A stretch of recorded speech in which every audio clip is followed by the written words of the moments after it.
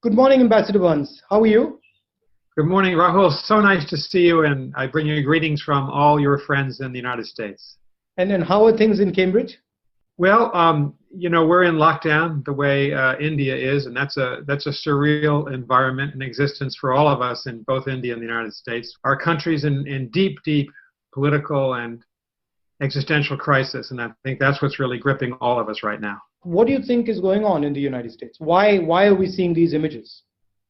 In the U.S., we've had a problem of race, of mistreatment of African Americans. Since the beginning of the founding of the country, the first slave ships arrived here in 1619. That's the year before the Pilgrims came from England to settle Massachusetts Bay Colony, where I live now. And you think about our Civil War, fought over slavery. Our greatest, I think, American of the last 100 years is Martin Luther King Jr. He fought battles, peaceful, nonviolent battles. Of course, his idol, his spiritual idol was Mahatma Gandhi. Yes. He modeled his movement after the Gandhi movement to liberate India from British rule, the peaceful nonviolence. King led us to become a better country. We elected an African-American president, Barack Obama, a man I deeply respect. And yet you see race come back now. You see African Americans mistreated, this horrible, horrible murder of George Floyd, this young African American man, by police in Minneapolis, Minnesota. We have millions of Americans trying to protest peacefully, as is our right, as is your right in India. And yet the president treats them all like terrorists. In many ways, India and the United States share many traits. We were both subjects of the British Empire. We both liberated ourselves from that empire in different centuries, but we did. I've always admired India. I've always admired the multiracial, multi-religious aspect of Indian society. And so countries sometimes have to go through a discussion and a political debate about who are we? At the core, what kind of nation are we? We're an immigrant nation. We're a tolerant nation. I mean, I think the thing we share, and I think why our partnership works, is because we are tolerant systems.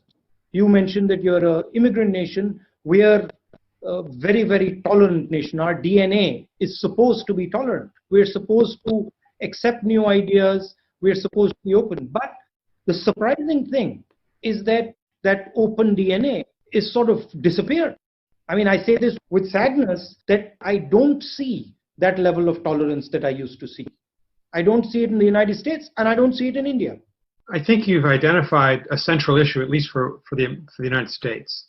And the silver lining here, the good news is that we have people demonstrating all across the country in every major city in the United States this week, peacefully, on behalf of tolerance, inclusion, minority rights, all these essential issues at the core of our democracy. And I think one advantage that we democracies have, say, over an authoritarian country like China, is that we can correct ourselves as a self-corrective part of our national DNA in India and the United States. And as all democracies, we resolve this at the ballot box in free and fair elections. We do not turn to violence. We do this peacefully. That's the India tradition that we love about India from your founding in the 1930s. The first will abide by the Constitution. The senior military officer, General Mark Milley, said this week, Americans have a right to protest. They have a right to disagree with the government. These are so fundamental. It's extraordinary we have to even debate these. So we're back to debating first principles. But again, I do see strengths that democracies go through trials. We play out our differences in political campaigns or in street protests, but at least we can do that. You can see authoritarianism coming back in China, in Russia. And we democracies, we sometimes go through painful episodes because of our freedoms, but we're so much stronger because of them.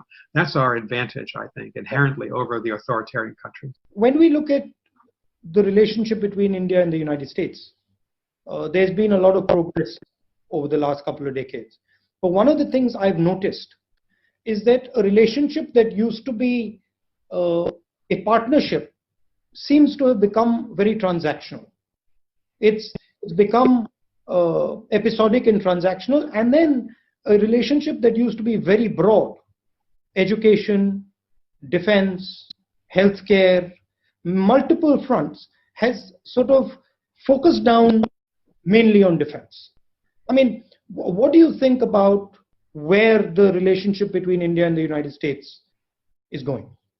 Well, from an American perspective, it's interesting in our country right now, Democrats and Republicans agree on very little in our Congress, but there is, I think, nearly universal support in both of our political parties that the United States ought to have a very close, supportive, and all-encompassing relationship with India. We're the two largest global democracies. I would argue we're the two most important global democracies. The secret weapon in the relationship, I'm sure you'll agree, has been the Indian-American community. It's an extraordinary community in the United States.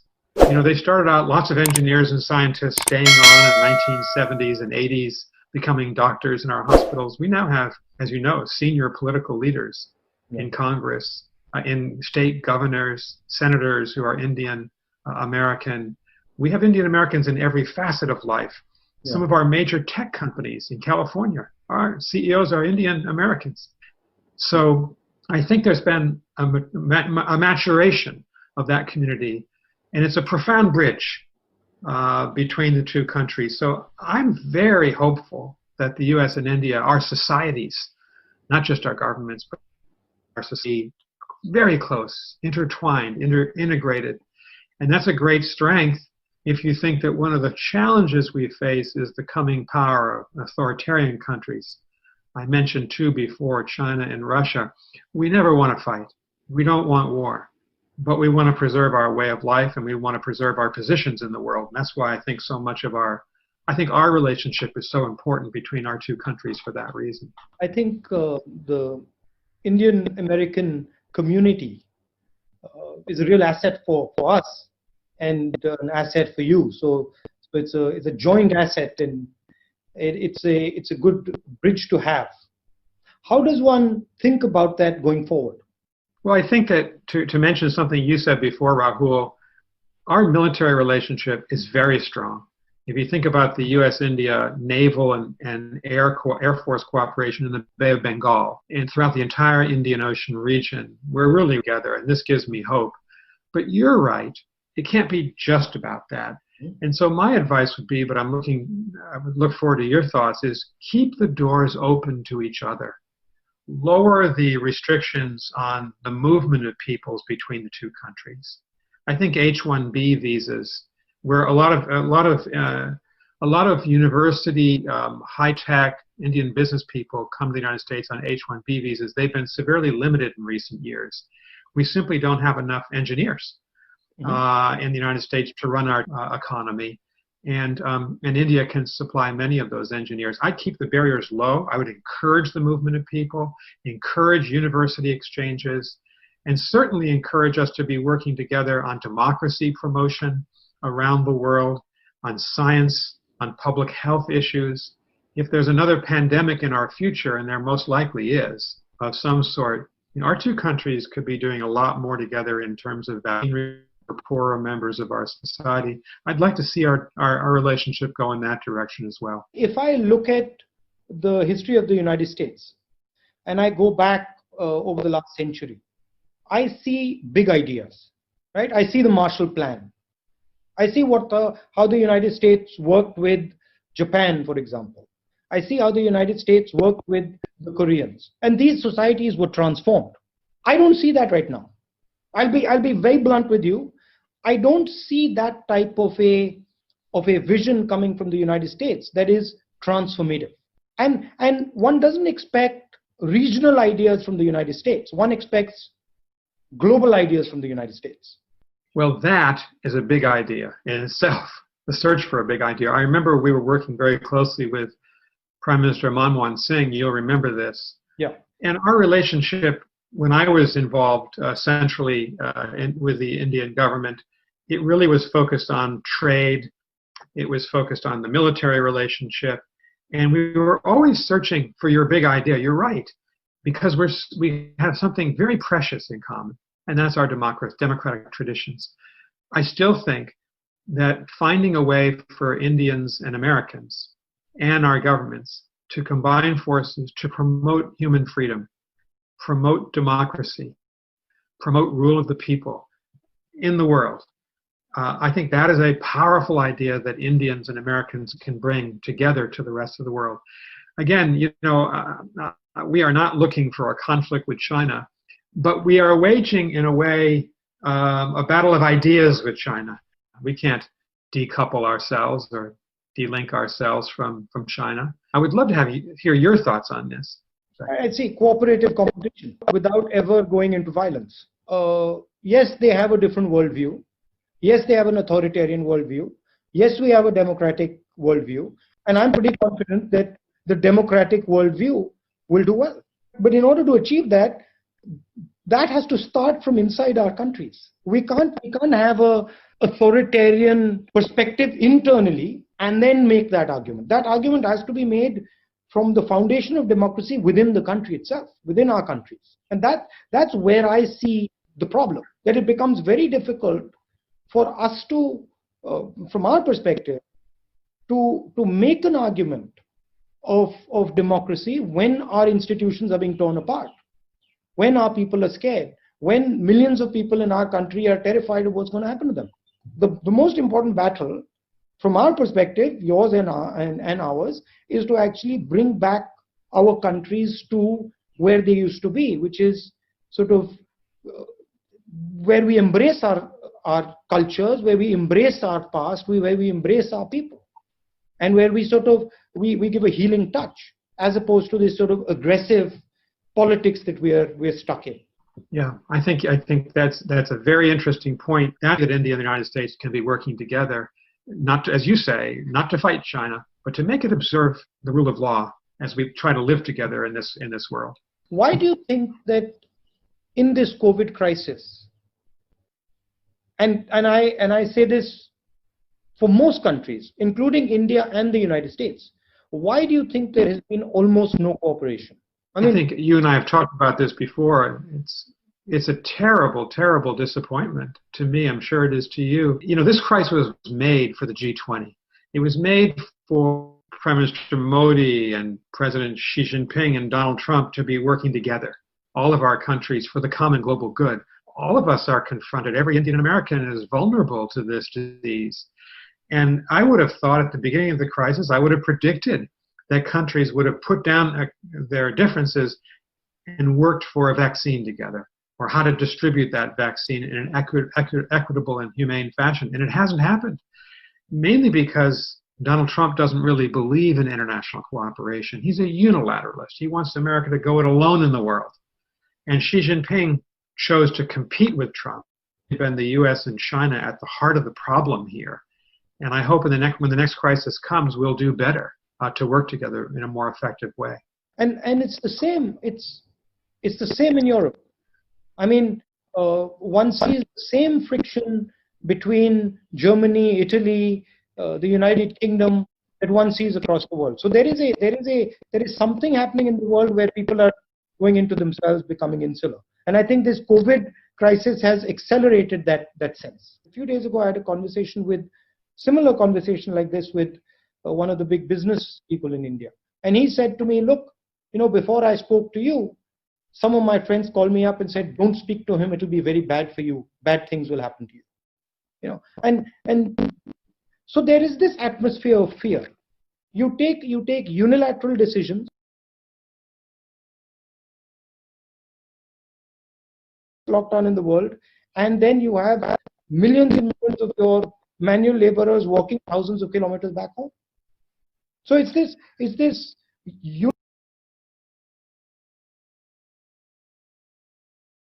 very destructive. But it's the flavor of the times. That's the unfortunate thing. It's everywhere, and we are fighting it. These are difficult days, and all over the world. I think they're difficult days. A major political party. 100%. See, I'm 100%. I'm hopeful. I'll tell you why I'm hopeful. Because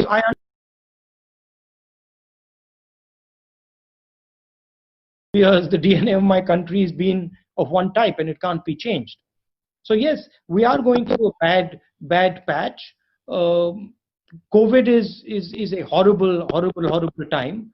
But I do see new ideas emerging after COVID. New ways. I can already see people cooperating much more than they were before. Now they realize that actually there are advantages to being unified. There are advantages to helping each other. So that is there. How do you think COVID is going to shape the balance of power? What is going to happen in your view between the United States, China, Russia, India? What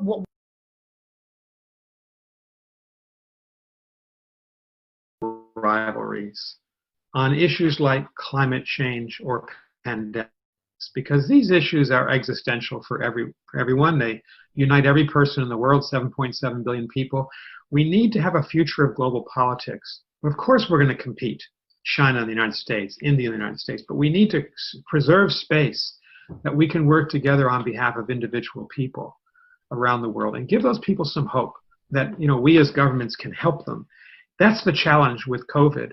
If you think of it, the last 7 years, we've had SARS, H1N1, Ebola, and now the coronavirus. 4 pandemics in 17 years. We will have.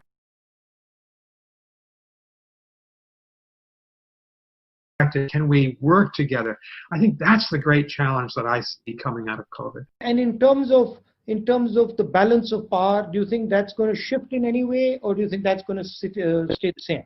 Or what is going to be? You know, I think a lot of people right now are saying that China is going to surpass. China's winning the battle of the coronavirus, that it's gaining hearts and minds. I actually don't see that. China certainly has extraordinary power in the world. Probably not equal to the United States militarily, economically, politically yet, but it's gaining, no question about it. What China lacks is the sophistication and openness of a democratic country like India or the United States. China's a fearful leadership, fearful men trying to preserve their own power, increasing the grip that they have on their own citizens. Look what's happening in Xinjiang against the Uyghurs and in Hong Kong, just to give those examples. And I actually think I'm hopeful about the future of India and the United States. I worry the Chinese system is not going to be flexible enough to accommodate the desires of the Chinese people for human freedom and liberty. So I'm a champion of democracy, as are you. I have confidence that democracies will survive these tests. Imagine, Rahul, one last question for you. It changes politics. I mean, you can't go out right now and shake people, and you can't speak to a crowd.